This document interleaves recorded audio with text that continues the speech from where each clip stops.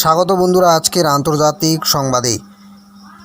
ইরানের পরমাণু শক্তি সংস্থা এইইওআই তার পারমাণবিক সাইটগুলিতে মার্কিন ইসরায়েলের যৌথ সামরিক হামলার তীব্র নিন্দা করেছে। তাদের আন্তর্জাতিক আইনের সুস্পষ্ট লঙ্ঘন এবং একটি বেপরোয়া উস্কানি বলে নিন্দা করেছে, যা উত্তর দেওয়া হবে না। ইরানের পারমাণবিক অবকাঠামোর বিরুদ্ধে মার্কিন আগ্রাসনের পরে প্রকাশিত একটি বিবৃতিতে এইইওআই প্রকাশ করেছে যে ফোর্দো, নাতানজ, ইস্পাহানে দেশের শান্তিপূর্ণ পারমাণবিক স্থাপনাগুলি অপসারণ চুক্তির এনপিটি স্পষ্ট লঙ্ঘনে, বর্বরোচিত এবং বেআইনি কাজে ভোরবেলায় লক্ষ্যবস্তু করা হয়েছিল।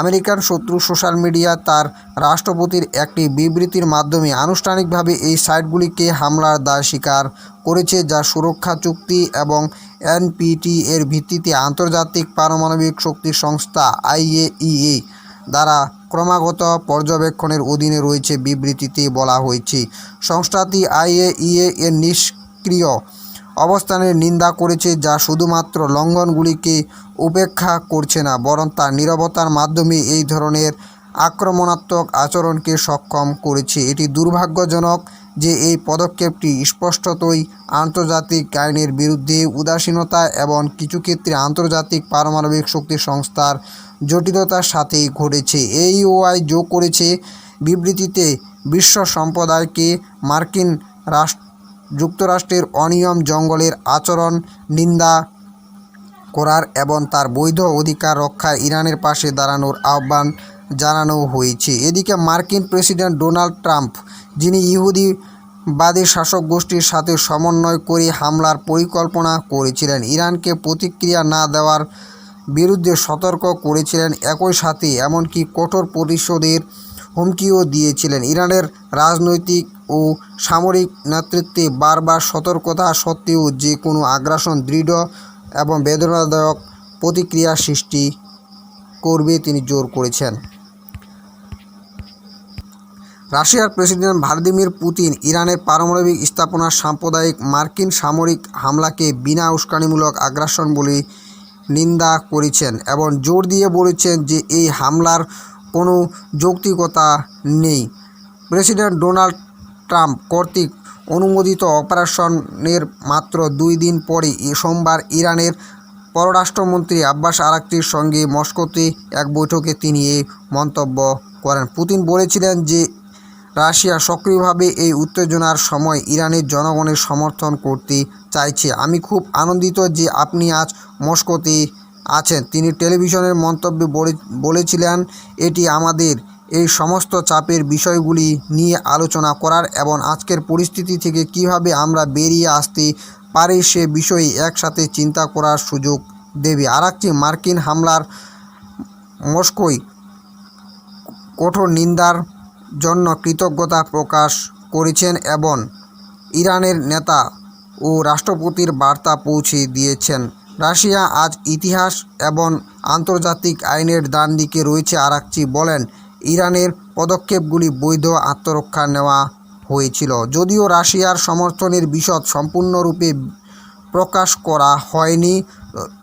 রাশিয়ার প্রেসিডেন্টের মুখপাত্র দিমিত্রি পেসকভ সাংবাদিকদের বলেছেন, মধ্যপ্রাচ্যের উত্তেজনার মধ্যে রাশিয়া ইরানকে বিভিন্ন ধরনের সহায়তা দিতে পারে, তবে তেহরান কী সাহায্য চায় তা প্রকাশ করা তেহরানের উপর নির্ভর করে। তিনি এক ব্রিফিংয়ে বলেন, এটা সবই নির্ভর করে ইরানের কী প্রয়োজন তার উপর। আমরা আমাদের মধ্যস্থতার প্রচেষ্টার প্রস্তাব দিয়েছি, এটি সুনির্দিষ্ট। আমরা আমাদের মধ্যস্থতা জানিয়েছি, যা ইরানের পক্ষে সমর্থনের একটি অত্যন্ত গুরুত্বপূর্ণ রূপও। এগিয়ে যাওয়া এই মুহূর্তে ইরানের কী প্রয়োজন তার উপর নির্ভর করবে। আন্তর্জাতিক মধ্যস্থতাকারী হিসেবে মস্কো কোনো বাধ্যবাধকতা নিতে প্রস্তুত এবং ইরানকে S-300 এবং S-400 বিমান প্রতিরক্ষা ব্যবস্থা সহ অস্ত্র সরবরাহ করতে প্রস্তুত কিনা জানতে চাইলে পেসকভ উল্লেখ করেন যে সবকিছু ইরানের পক্ষের উপর নির্ভর করে। আমাদের ইরানি বন্ধুরা কি বলে।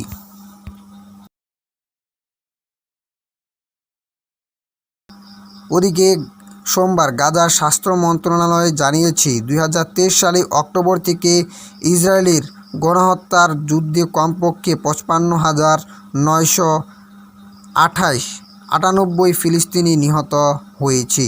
মন্ত্রকের এক বিবৃতিতে বলা হয়েছে যে গত 24 ঘন্টায় 17 জন সাহায্যকারী সহ 39টি মৃতদেহ হাসপাতালে আনা হয়েছে এবং 371 জন আহত হয়েছে। ইসরায়েলি আক্রমণের আহতের সংখ্যা 1,31,559 জনে পৌঁছেছে। ওদিকে ফরাসি পররাষ্ট্রমন্ত্রী সোমবার পুনর্ব্যক্ত করেছে যে তারা একটি সম্মিলিত আন্দোলনে ফিলিস্তিন রাষ্ট্রকে স্বীকৃতি দিতে দৃঢ় প্রতিজ্ঞ।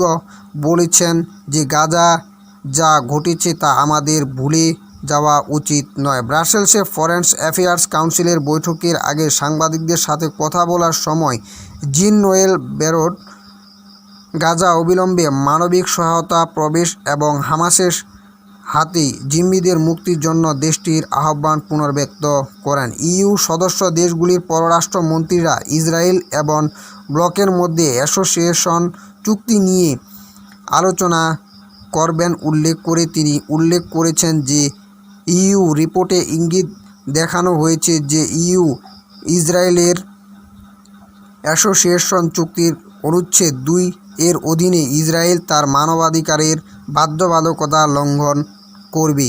আমরা ফিলিস্তিন রাষ্ট্রকে স্বীকৃতি দিতে দৃঢ় প্রতিজ্ঞ রয়েছি একটি সম্মিলিত আন্দোলনে যাতে সকল স্টেক হোল্ডার জড়িত থাকে এবং যার লক্ষ্য ইসরায়েল ফিলিস্তিন সংঘাতের একটি রাজনৈতিক সমাধান সম্ভব করা যায় তিনি উল্লেখ করেন। ওদিকে স্পেনের পররাষ্ট্রমন্ত্রী জোসে ম্যানুয়েল আলভারেজ সোমবার ঘোষণা করেছেন যে স্পেন আনুষ্ঠানিকভাবে ইউরোপীয় ইউনিয়ন কাউন্সিলের কে ইসরায়েল এর সাথে ব্লকের অ্যাসোসিয়েশন চুক্তি স্থগিত করার জন্য আনুষ্ঠানিকভাবে অনুরোধ করবে, যা তিনি গাজার গুরুতর মানবাধিকার লঙ্ঘন হিসেবে বর্ণনা করেছেন। সাংবাদিকদের সাথে কথা বলার সময় আলভারেজ বলেছিলেন যে মাদ্রিদ ইসরায়েল এর কাছে বিক্রি করা অস্ত্রের উপর অস্ত্র নিষেধাজ্ঞার প্রস্তাব করবে এবং 2 রাষ্ট্র সমাধানকে দুর্বল করে ব্যক্তিত্বের লক্ষ্য করে নিষেধাজ্ঞার পক্ষে সমর্থন